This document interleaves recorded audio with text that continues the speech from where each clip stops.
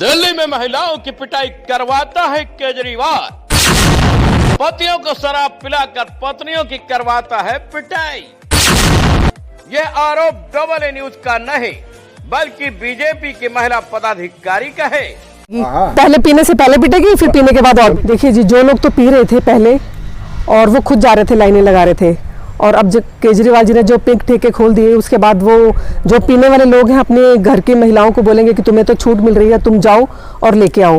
वो बेचारी पहले ही पिट रही थी, जब नहीं जाएंगी तब भी पिटेंगी, और लेके आएंगी जब वो शराब पियेंगे उनके पति उनको और पीटेंगे। तो ये पूरे घर का माहौल और उनके बच्चे कहाँ जाएंगे, उनके बच्चे।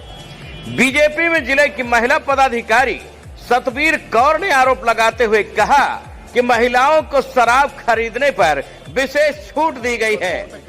दिल्ली सरकार पिंक ठेके खोल रही है जिसमें सिर्फ महिलाएं शराब बेचेंगी और महिलाएं ही खरीदेंगे।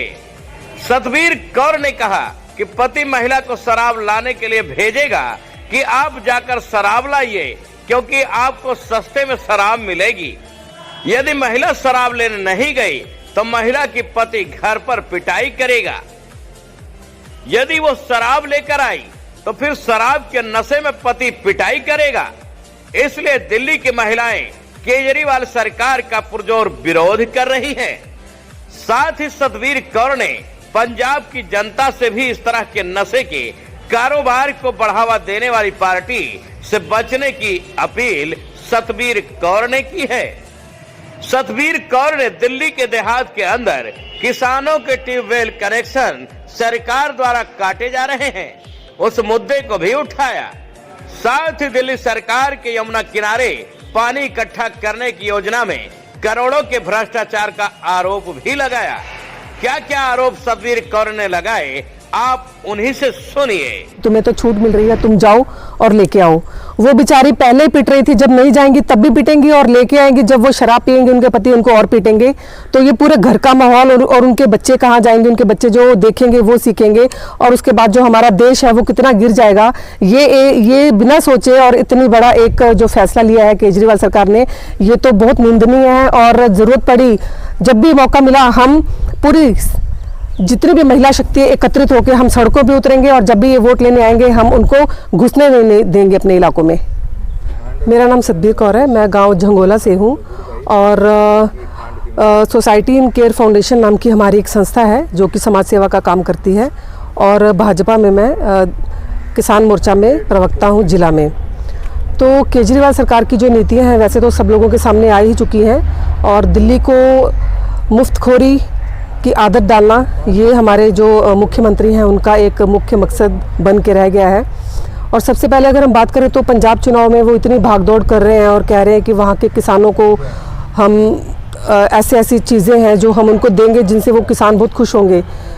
जबकि दिल्ली में जो किसान है, हालांकि बहुत ज़्यादा नहीं, लेकिन दिल्ली के जो किसान हैं वो इतना रो रहे हैं उनकी नीतियों को लेके, क्योंकि 2019 में जो उन्होंने 1000 एकड़ ज़मीन के ऊपर जो उन्होंने एक प्रोजेक्ट लाए थे कि हम यहाँ पे वाटर हार्वेस्टिंग जो कि जल संरक्षण का काम करेंगे, तो वहाँ पे तो आज तक कुछ हुआ नहीं। और वहाँ पे जो मिट्टी उठाई गई जो कि उपजाऊ मिट्टी खेतों की थी, और वो कहाँ गई और उसका इस्तेमाल कैसे किया गया, क्योंकि खनन माफिया एक बहुत बड़ा माफिया जिनके साथ मिलके उन्होंने ये काम किया है। और वो ज़मीनें अब खड्डे हैं, वहाँ पे बहुत बड़े बड़े गड्ढे बन गए, वहाँ पे खेती नहीं हो रही।